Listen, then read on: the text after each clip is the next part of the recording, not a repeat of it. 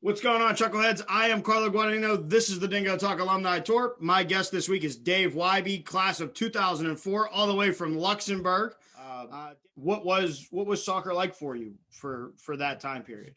Those were the days where winning the pack was a foregone conclusion. I think we were 36 years in a row or something crazy like that. People had fun, but they took it really seriously when we were trying to win matches. And why Division III? You're clear in your own mind that you're going to college to get a degree and to play sports. If you want to have a place where it's personal, you can thrive, you can make real connections literally with every single person you walk by on the way to class, and not only that, but have those friendships for the rest of your life.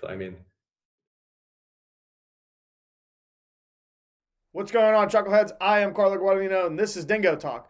My guest this week is Dan Dudley, class of 2008 from WVU. Has a Bethany connection back in 04 that you'll hear about in this episode. And just grew up in Brook County. He's a guy that's been on radio pretty much since he left WVU and before. But I'm going to let Dan tell his story. So without further ado, this is Daniel Dudley. You want to know by now. You want to know by now. You want to know by now. You want to know. You want to know. You want to. What's going on, Chuckleheads? I am Carlo Guadagnino. This is Dingo Talk. My guest this week, not an alumni of Bethany College, although he was here for a concert in 2004 to see Lloyd Banks. Daniel Dudley, class of 2008 from WVU, radio extraordinaire, as we're going to find out. You've done, from the list I have here, you've done multiple things, worked with a lot of some names for Pittsburgh people that they're going to know, and now you're out in LA. But Daniel, thank you for being on the show. Hey man, thank you for having me. Even though I've been to Bethany a lot. So, yeah. I have been to so many weddings at Bethany, like so many weddings at Bethany growing up. I feel like everyone got married at Bethany back then. And soccer, I played soccer a ton. So it was just, that's where I learned how to play soccer. I learned the game, all of that, all at Bethany. And our coaches were even, were soccer players at Bethany. So They weren't, sometimes they were parents. Like one time, my dad had to step in and be a soccer coach, but then but most of the time it was college students, athletes at Bethany. So you grew up in Brook County, you lived in Wellsburg. Your mom was a teacher at the middle school.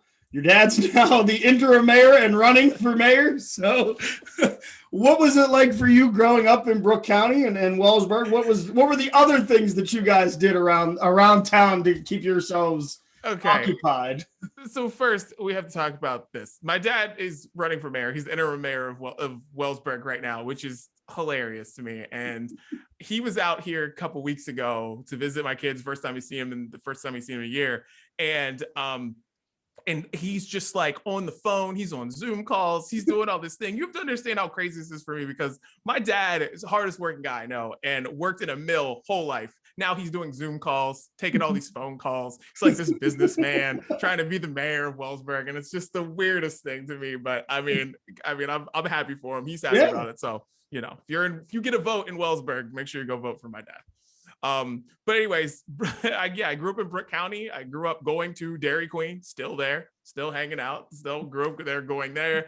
And my mom being the teacher, that made things a little tough for me. Because, anytime you did something wrong, they could just walk to my mom's office, or in elementary school, they would walk me over to the middle school if I was just acting a fool that day. So there was no room for the misbehaving when you were in school. Yeah, no room. There was no real, but I was still always doing it. So, so I was, man, I just, feel bad when I think about it now. Like how my mom used to say, like someone stopped her at like the Christmas party to tell something about something I did in class or whatever.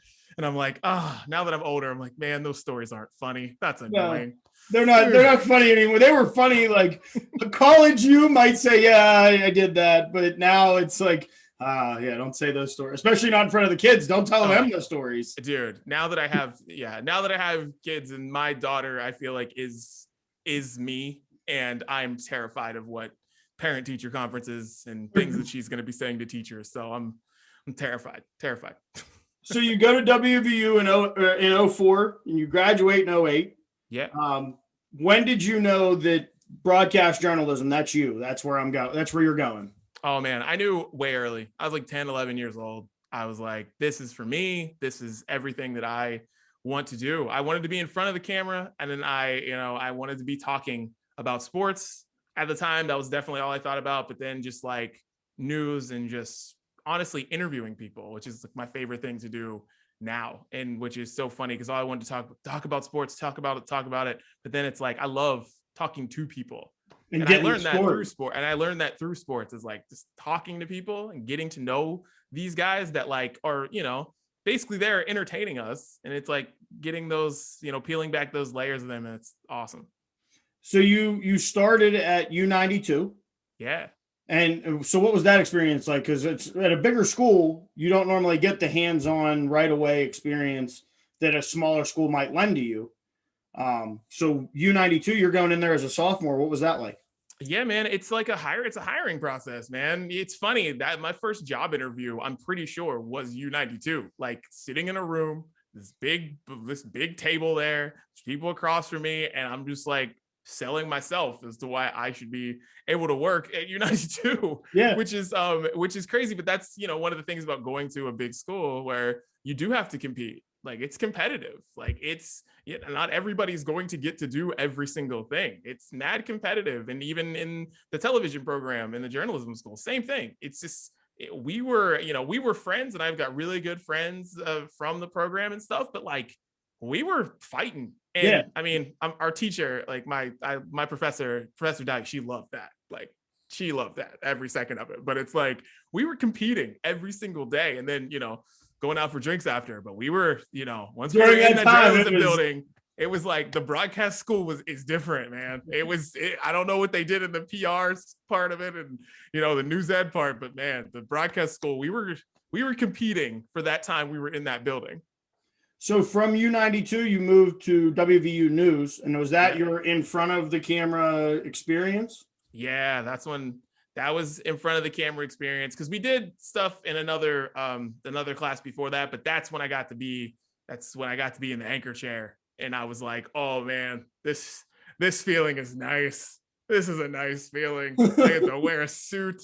I had to, oh man, I'll never forget those days of just feeling like you are it. Like I was like, yes, I'm puffing my chest out. I'm like, yeah, I'm wearing a suit. Someone's doing my makeup. I mean, not that sounds a little crazy. It's like, but hey, that sounds a little crazy just because it wasn't as glamorous as that sounds. It's like, no, someone's doing my makeup, but it's really just like my friend Jackie who like doesn't want me to look like an idiot. So just making sure everything looks good so that you look good, not so much that. Yeah, exactly. She's like, I don't want you to look like an idiot. Like, I'll do your makeup for you. Like, okay. Cool. So what were some of the things that you got to cover with your time at WVU? Oh man, baseball, which it's funny. WVU baseball is actually like decent now, which is weird because there was really nothing to talk about back when I was in school. but we covered a lot of baseball, covered a lot of women's basketball, which was awesome too. But the coolest thing I got to cover was rifling, right? No joke. Rifling was like the coolest thing in the world to me because I knew nothing about it. I knew nothing about that world. Constant learning thing. Yeah. And when you're working for the radio station, it's like you got to cover all those things, and I was like, and I'll never forget having to go cover that and being like, oh, I don't want to do that. And then like went and I was like, this is fascinating. Like people devote their life, devote their life to this. It's not like, because it's not like guns are foreign to me. I'm from West Virginia, for God's sakes. Like, yeah, you know what I mean? Like I know people go to the range. I know people, we're off for a week whenever deer hunting season starts. Like I know what it is, but like just knowing that there are also people who are like shooting for this. They've been shooting for practice. They've been shooting to go to the Olympics, and this is what they've been doing their whole life and being in tournaments and trying to hit targets and stuff. And I'm like, that's wild to me that this is what you're doing in your backyard. Like I'm hitting the wiffle ball around my whole life, and like someone handed you like, a rifle and was like, and said, go shoot. Let's figure this out, And I know West Virginia's had a few Olympians, so it's like, really cool. Like a couple of years ago, I know maybe it was 2016 Olympics. I think they had the first gold medalist was in rifling, and it was a girl from WVU. Wow, I didn't know that. Yeah. So, and I'm guessing the rifle program is fairly large then at WVU.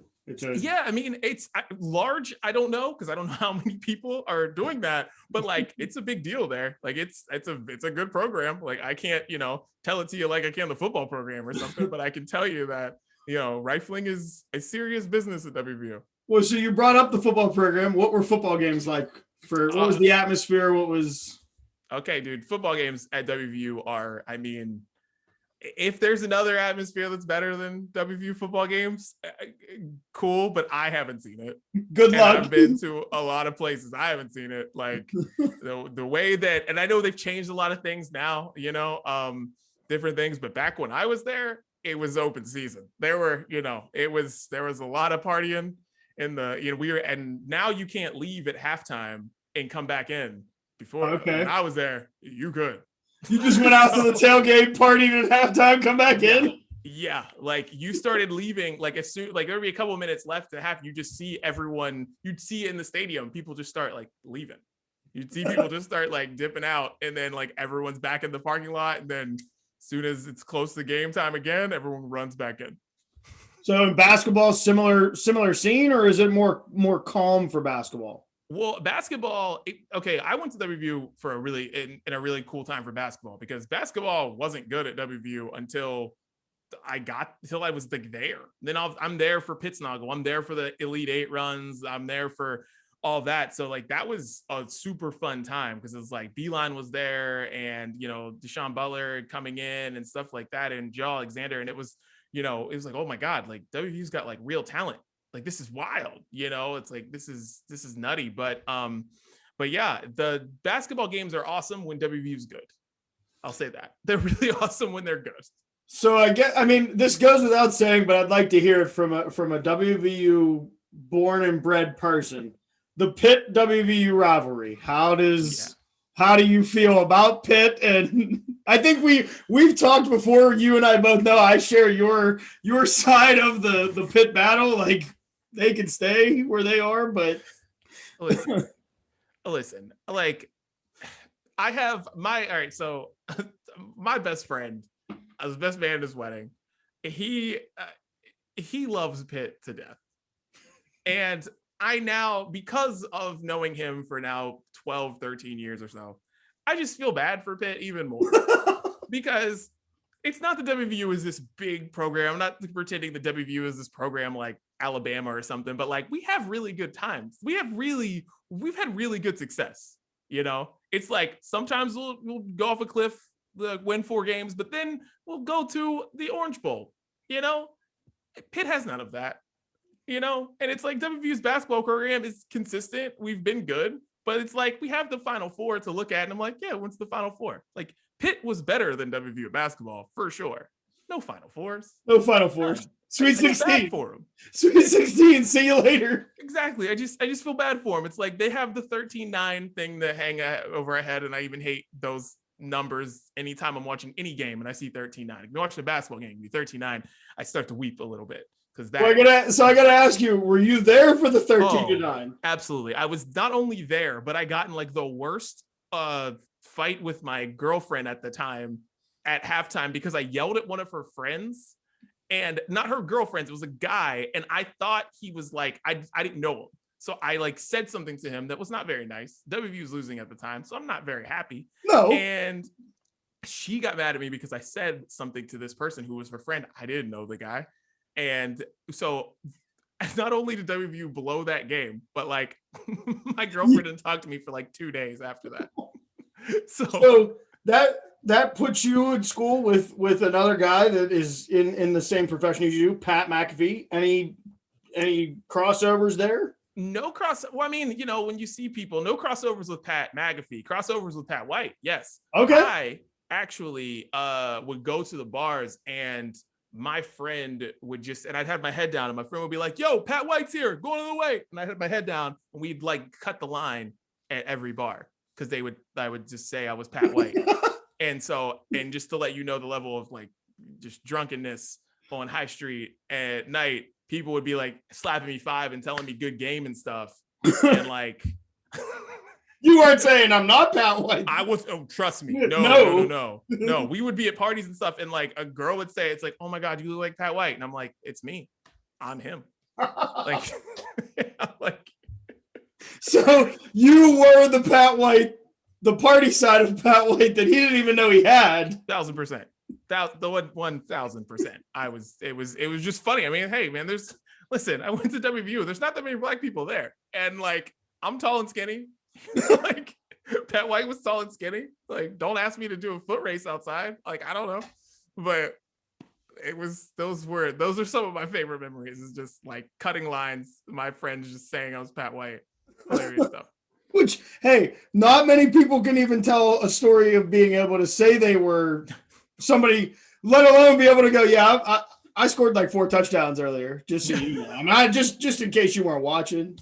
The bad part is like, it would be Pat White score 4 touchdowns at Louisville or something, and then like there's no possible way he could be back in Morgantown, but somehow he was at Pulse that night. So. He was everywhere and nowhere. That was what it was.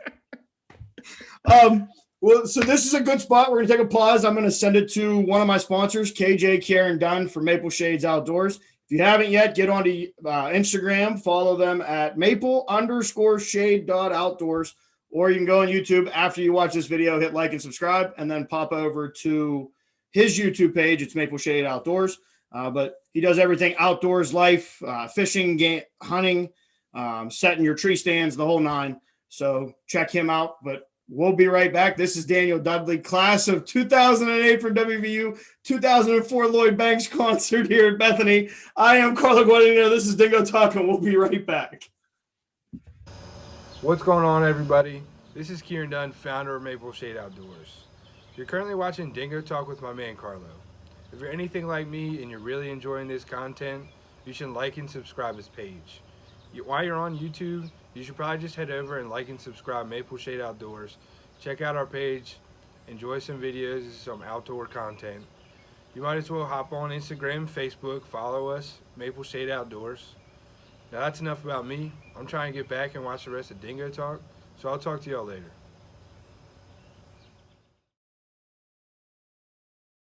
What's going on, Chuckleheads? I am Carlo Guadagnino. This is Dingo Talk. My guest is Dan Dudley, class of 2008 from WVU. And if you missed the first part, he has his affiliation to Bethany College. Lloyd Banks was here in 2004, and my man was not missing that show. So, and he's also, anybody that sees him now, this is not Pat White.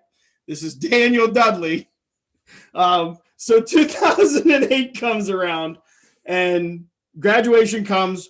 When did you start applying and looking for that next step? Was obviously before you walked across the stage. Oh yeah. I mean, because by that point I had been, I interned for Radio Disney and ESPN Radio in Pittsburgh. I'd done that where I did internships for News 9 and WTRF as well. But I just went on and was like working part-time for ESPN Radio right after graduation. So it's not like it was a job, but it let me have a job, and then it led me to be able to send out tape. So to anyone listening who is younger, and even you, sir, you had to physically send tape to people. I went to the post office so much, physically sending stuff out to news stations. Like absolutely ridiculous to think about right now, when all I do now is like self-tape things and I'm on my phone and it's out in like 15 minutes. And I used to have to literally put my tapes. I remember buying a bunch of tapes for a ridiculous amount of money now. And I really want to like sue some people because I want my money back for all the VHS tapes. Yeah, VHS. Yeah, because I remember it was like some places would say if they wanted DVDs. Not every place wanted DVDs. Okay. Which is just 2008. It's not that long ago. No. I sound old, I guess, when I'm saying it's not that long ago. But yeah, like that's what I was doing after graduation. And nothing really hit for me in that way. But I was working at 2 radio stations and things started to work for me in different ways there. Like working for Radio Disney, that all of a sudden I'm going on air. And then I was doing some reporting for ESPN Radio, and that was cool. Also doing the promotion stuff and engineering on the side, learning the ins and outs, producing. and stuff like that. Stuff I never knew I wanted to do. Like I always wanted to be, like I said, I wanted to be in front of the camera, all of that. And I'm learning everything behind it. And then when ESPN Radio shut down, the people I knew at ESPN Radio that I worked really close with are the ones who started Trib Live Radio. And then I get hired there as an on-air talent, did some promotions, did some stuff there. And like, that's when things started to like work for me. So let's go back to we'll go to ESPN Radio because there's a guy I was a young pup listening to a guy every day on the drive home. I believe he had a younger Jim Colony as his counter, Mark Madden. So what was working with Mark like? Awesome, like legit awesome. Just being able to watch someone just do that. And like everybody's still doing it. Yeah. Like still doing it on social media too. Like it's just watching somebody do that and just keep like to do sports radio every day is tough. And I learned that myself. It is hard and I am not built for that grind because it's a grind. It really is like doing that every single day, especially in the summer. You're just making up topics because hey, listen, love the Pirates, but they haven't given us that much joy. Like so we had 3 years of we thought, and then we're back. Yeah, then they were back. So it's like those summers were just long, but watching somebody just be that, you know, and it's funny to say like Mark Madden professional, you know, because you just think of him because so many people think of him in the way of his like personality and stuff. But I mean, the dude was there every day, man. And he's always been honest. He doesn't, if he doesn't like the way, like people want to go after him for sometimes he sugarcoats things for the Penguins, but if you listen to him, he never sugarcoats anything. He will flat out call everybody out. And the problem is the Steeler fans don't like that somebody's talking badly about the Steelers. And I don't know why the Pirates fans hate Madden because Madden's been saying the same thing that we've all been saying literally for 29 years. So, you were part of a promotion. I have a T-shirt back home. Oh, yeah. And it was I'm an MFer. Yeah. Madden follower. This is calm down, everybody. How did that was that your idea? Were you a part of that? We were handed those shirts on the first day of my internship and told to wear them. And I was like, what is this? And we were handing those out, you know, and it was just a really funny promo. That was the thing. It's like, you're an MFer, you're a Madden follower, and people loved it. And I'm telling you, man, we would be in bars completely packed just to watch this dude talk for 4 hours. People coming in and out knowing they were coming to places to see Mark Madden. And it was an inspiring thing seeing him just be able just to work like that too, where you've got people coming up to him. There were a couple times where people would actually come up to him very like aggressive. Most people would just be like, oh man, I don't agree with you, but like, you're awesome, whatever, you know, like most people. But some people, like I remember a couple times there were, you know, my boss at the time, Greg, had to step in between. And Greg, not a big guy. And Madden, big guy, but different type of big. He's big. Yeah, big guy, but he wasn't going to fight somebody. No. Because he's the story if somebody fights. But yeah, people would approach him and it would be something. But it was awesome. I mean, working with him was just super cool. I learned so much just about being prepared. You know, if you're going to have one of these opinions that not everybody's going to like, you better be ready for it. Like, you better be ready to defend it.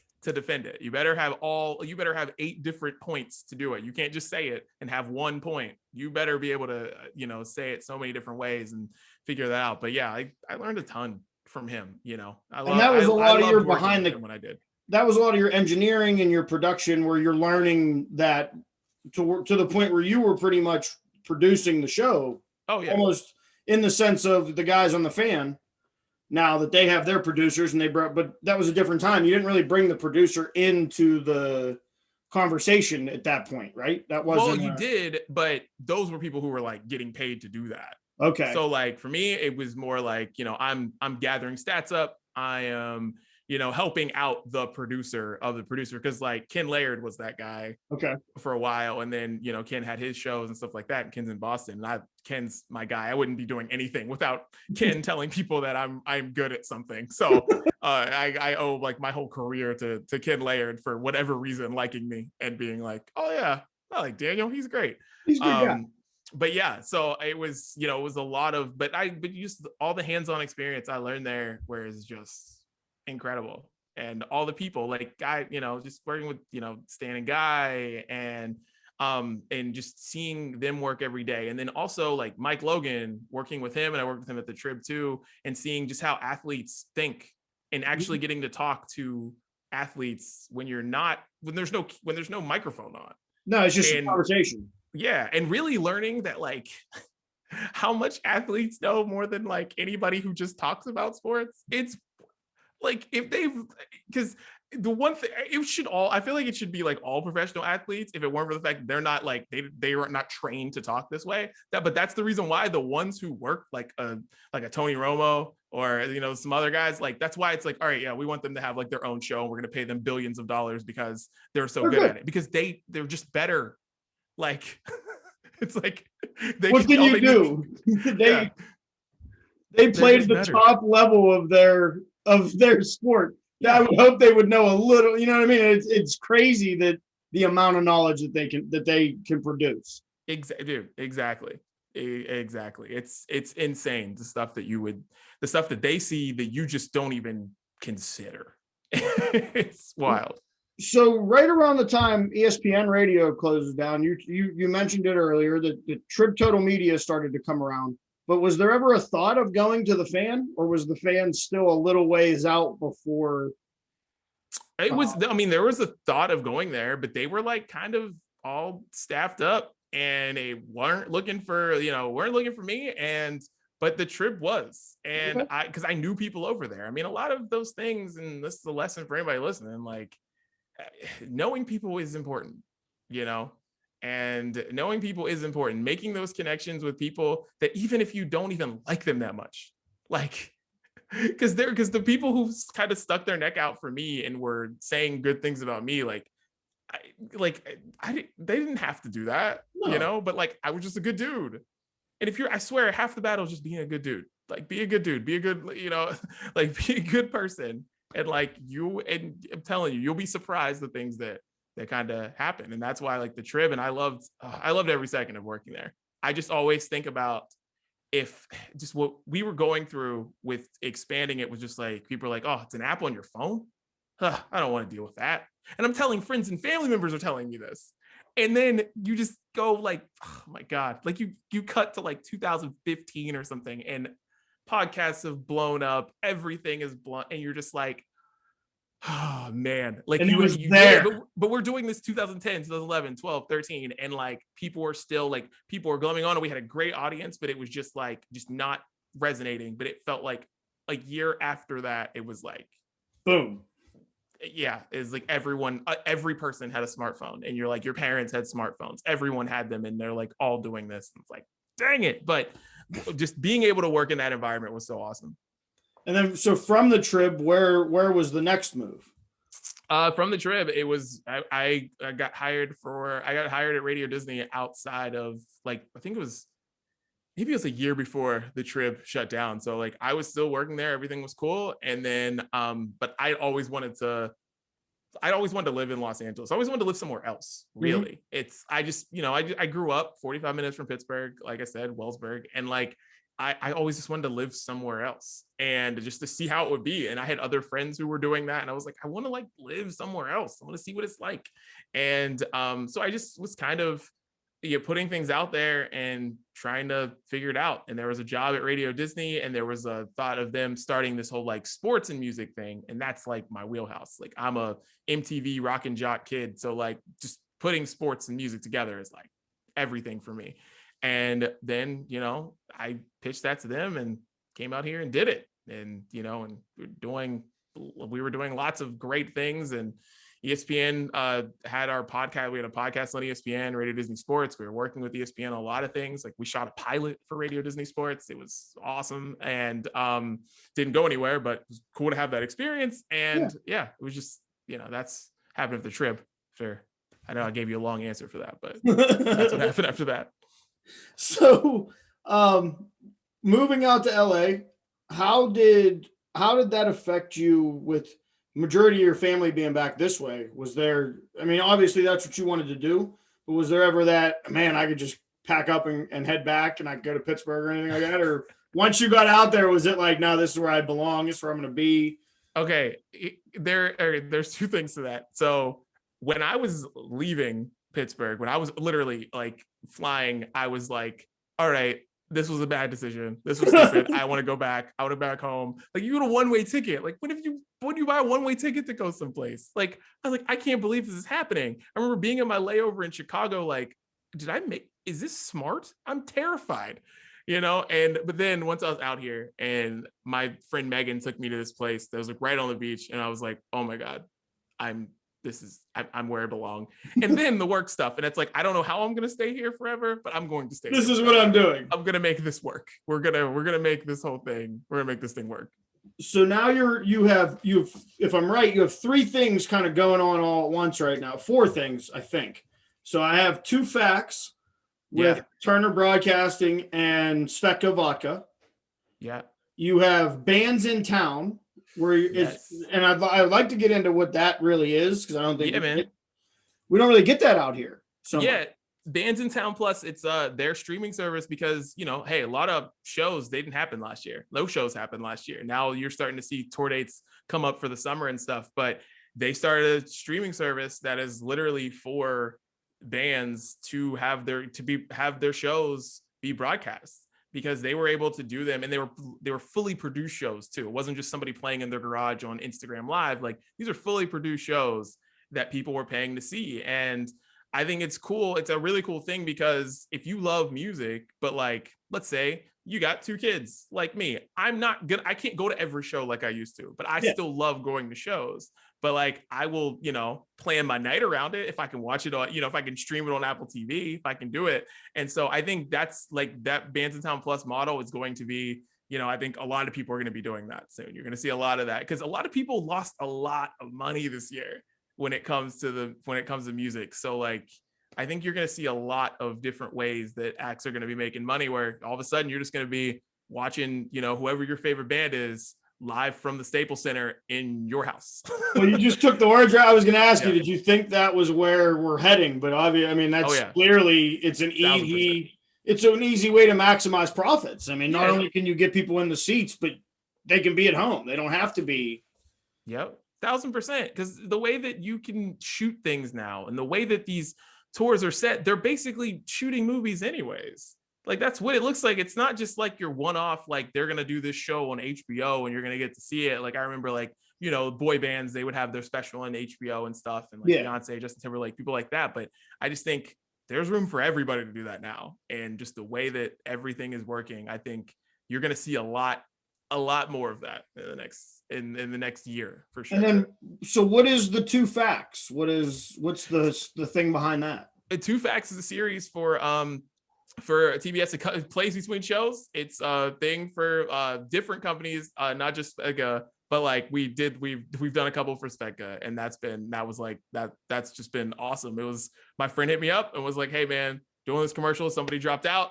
You want to be in?" I was like, I don't act, man. I don't know, but give me a couple lines. I can memorize them. I'm not stupid, but yeah, it's a fun little series that plays on the weekends on TBS, and 2 Facts. It's pretty sweet. Yeah. And then you also you host live events at the Boys and Girls Clubs out there in LA, and you have BTF Buzz. Yeah, BTF Buzz is a thing still in development. We're still working on that right now, so I can't say too much about it. But like, it's Break the Floor is a huge dance company, and they have all these tours, and that's the show that is going to put all those together. Okay. And they put all those together, and it's this big promo for this huge dance company, and the dance world is insane. So, I mean, it just adds to all the different things I'm doing. If you can't tell, I'll do whatever. I'm curious about all these things, and it's like I'll do so many different things. But yeah. So the last question of the interview is for somebody that wants to get in, and you touched on a lot of things that you need to do, or to have a chance that you need to do. Yeah. If you had to wrap that all up, how would you, like, for somebody that's looking to break into radio or break into TV? Work, get around it. I mean, now, and I've told you this, like you have your own podcast, a sponsor. Yo, that's dope. Like, you couldn't do that before. You know what I mean? You think about it, like 6 years ago, you couldn't do that. And when we talked, when I graduated, that was you got to find, just get I remember you telling me, get a media pass and go to the press conferences. Yeah. Which became a little dicey because, like, Colony really messed it up for everybody. I'm calling him out because I was told we don't do that as much anymore. Jim Colony apparently gave out like 30 media passes to people. So, but I remember you saying that, and that was it's funny that this show you and I sat and created as a wouldn't it be cool if you did that? Yeah. And then here we are. Yeah, man. Like, that's the thing. You just got to go and do it. And if it doesn't work, or if you don't like it, you stop doing it. You do something else. It's just like that. Like, I have a podcast with my friends. It's called The Brunch Breakdown. We we basically do the podcast so we can just get stuff out. Yeah. You know what I mean? And it's like that podcast is like, I feel like I'm just doing reps whenever I just I need something to talk about, whatever it is. That's why we have really no theme of that podcast. A couple will talk about sports, we'll talk about music, we'll talk about politics, whatever. But it's just like, I just need to get that stuff out. But also that's stuff that, people see. That's stuff that's recorded. That's stuff that you can use. You know what I mean? It's not like something that you just can think about and just like throw away. Like, you can actually use all of that stuff, because we're all podcasters. We're all YouTubers. It's not like these TikTokers, if you want to be. Exactly, dude. Like, everybody could be a TikToker. Thank you, man. Like, we're all doing this, and it's all creating content, because that's stuff that people used to look at and be like, oh yeah, like YouTube, like that's for silly people. It's like, no, like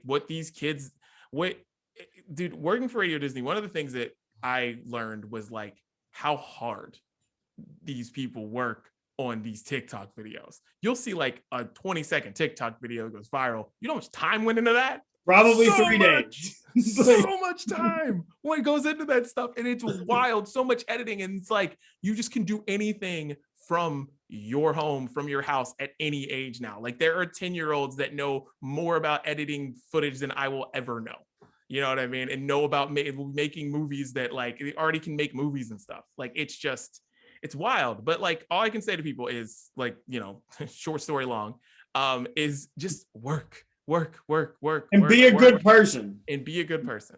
Because you never know who's watching and not even just that. You be a good person regardless, but being a good person is half the battle to somebody saying, Dan's really good at what he does. Like, I worked with him. And yeah, because you can be talented as hell. Like, I know people who are mad talented, but I also know some people who are mad talented and just crappy to work with. Yeah. So they're not doing well, Like, you just got to be a good person and like be good to other people, because there are people who work in Pittsburgh who were nice to me that I don't even know why they were. Like, Colin Dunlap and I have a great relationship. I don't know why Colin started talking to me. I have no idea.